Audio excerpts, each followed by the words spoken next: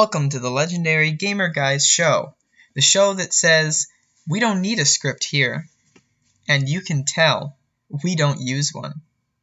Why am I saying we? There's only me. It's just one Legendary Gamer guy. There's no guys. It's just me. Yeah. This week's game is Out of This World, or How Nintendo Taught Me That Everything in the Universe Wants to Kill Me. Let's jump right in.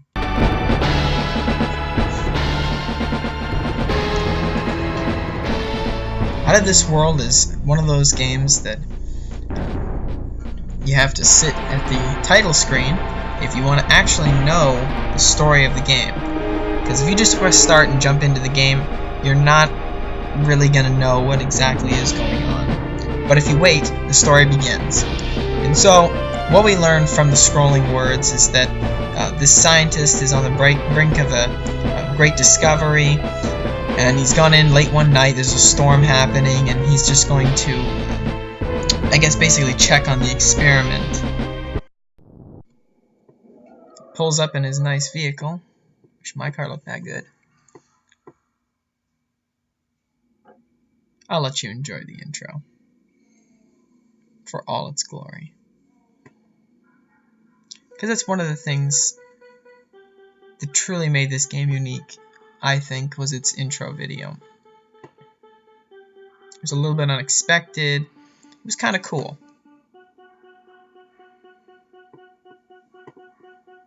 And for a Super Nintendo game, the visual aspect of this intro is actually quite well done. For what they could accomplish with the power of the console, I think it was pretty stellar. Their attempts at realism in the avatar is pretty cool.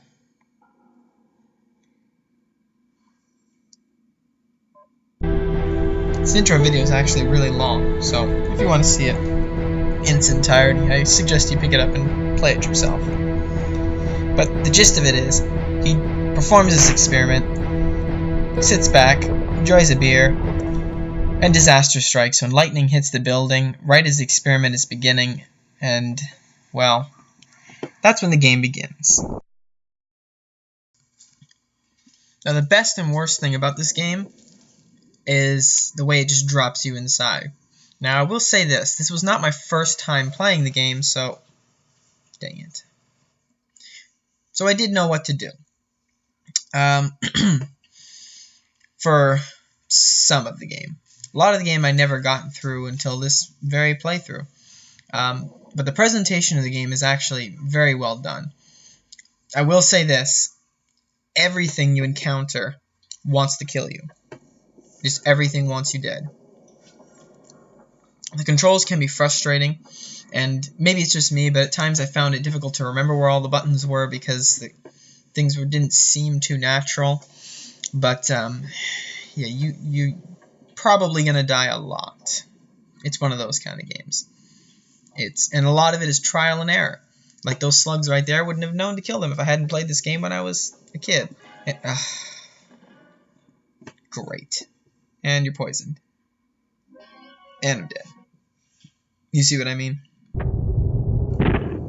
This part used to freak me out as a kid, but okay, I guess I was freaked out by a lot of things as a kid, but still, this part is pretty frightful. And you have to get this running bit down exactly. Like, see where the tiger just tripped there? If you weren't right spot on, you die a lot. So you gotta get it, like, the timing is to the second. But this intro scene right here is actually pretty fun.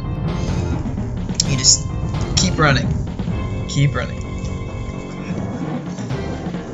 Always remember this part being super intense, and I'm even intense right now, as I'm doing it. I'm sweating. He's gonna get me.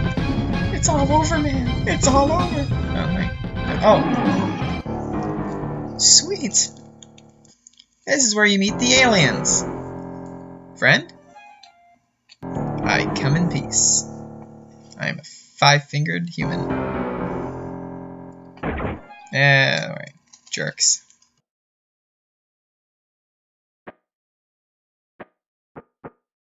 My Zoruba! I love the alien language to make up for this game. Another thing that makes this game actually pretty good is the sound quality, whatever you want to call it, blah.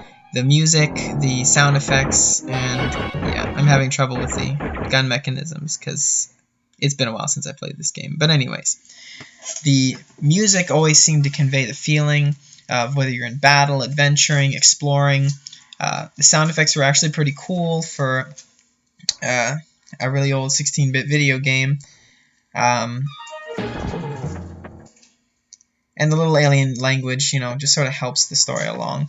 So, I mean, as frustrating as this game is, you're actually going to have some fun with it. I'm going to jump ahead now to the final sequence of the game, because the final sequence is just, it's insane. Let me jump ahead now. Okay, this isn't exactly the final sequence, this is just before it, but I just got to show you this, because this is an example of where the game mechanics just go wrong, in my opinion. This level, this segment before the final bit, is nothing short of infuriating, because there's no instruction, you don't really understand what you're supposed to be doing, you drive out into this large tank thing, and that's it. The level begins, and your control pad moves his hand around, and you're pushing the buttons, and you have to push the right buttons at the right time, and if you don't push the right buttons, then your tank explodes. So this level just really sucks. And it took me a while to figure out you gotta push the right buttons to activate other buttons, then you have to hit the other button, and I didn't do it in time the first time, and I exploded. But yeah. Now, let's jump to the end for real.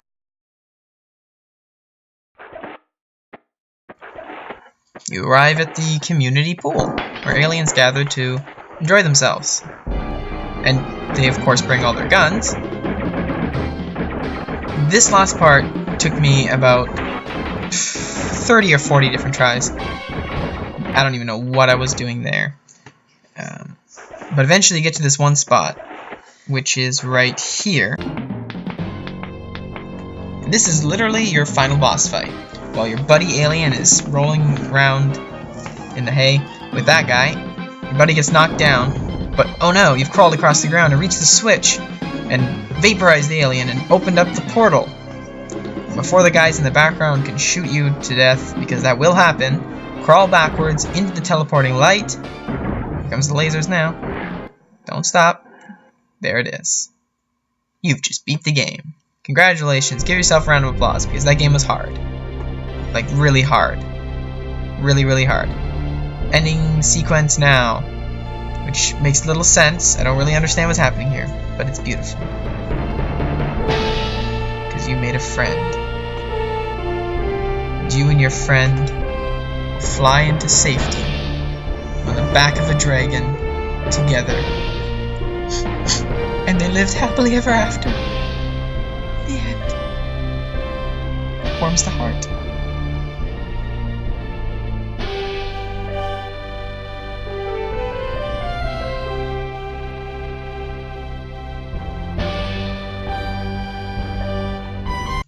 This game is frustrating. The gameplay is hard, the puzzles are challenging, but in a way, that's what makes it great, because this game really challenges you. And yes, it can be frustrating and sometimes feel a little bit cheap, but it's a quirky little story, and it's actually rather enjoyable. The video presentation of the game is cool. There's an actual storyline to it that's not half bad. And as I said before, the music and audio presentation is spot on. I love it. All in all, this game gets the legendary Gamer Guys gamer score of classic. Yes, I give this game the classic rating. I would suggest you play it. It's kind of fun. You'll pull your hair out, but you'll enjoy it. Alright, I guess the only thing now is to try to figure out what I want to do next week. Hello, is anyone there? I am? Who are you? Hello, and, again, welcome to the Aperture Science Computer Aided Enrichment Center. No, this is my living room. You're doing quite well. Well, all my 0 subscribers would disagree with you. Oh, I'm gonna kill you. Uh-oh.